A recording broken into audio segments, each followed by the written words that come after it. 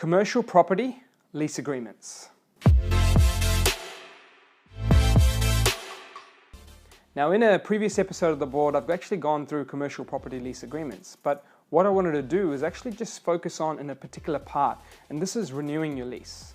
Now, when you're renewing your lease, there actually can be different renewal progresses or periods when you think of the actual rent movements.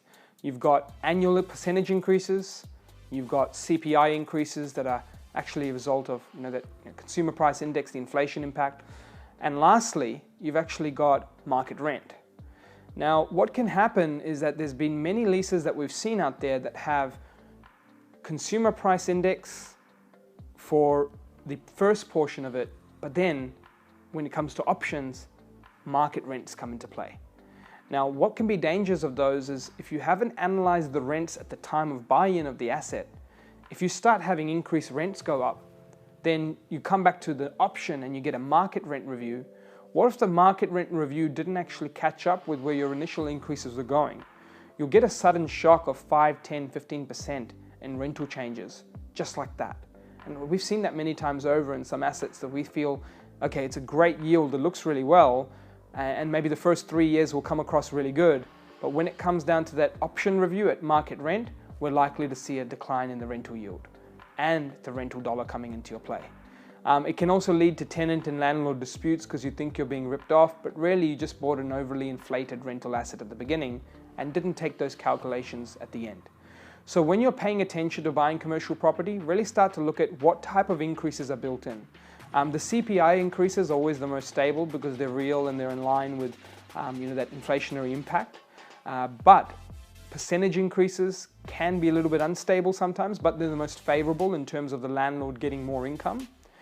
Market rents can be okay on the upswing, but on the downswing can be pretty impactful unless you know going into it where it sits.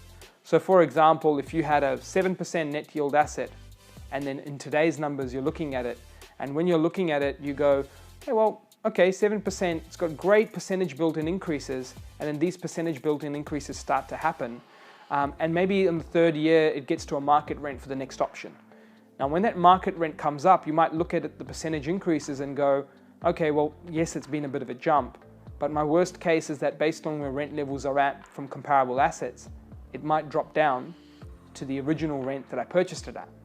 Now, if it was 7%, 7.2, 7.3 net, you're not going to feel so bad. You're just going to know, look, I got a couple years of up and it's come back down to its original, but it didn't drop way below substantially, and I didn't buy an asset that was 7% net when everything around me is 5% net.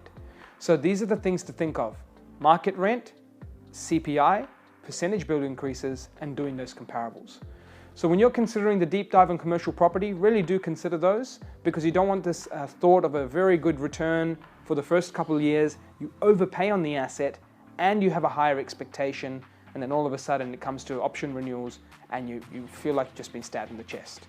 So consider that beforehand. Those lease agreements are crucial, and the rent changes are crucial too, and that should help you with your commercial lease agreement reviews. That's it from us here at Investikit, the experts in wealth creation, helping you take action.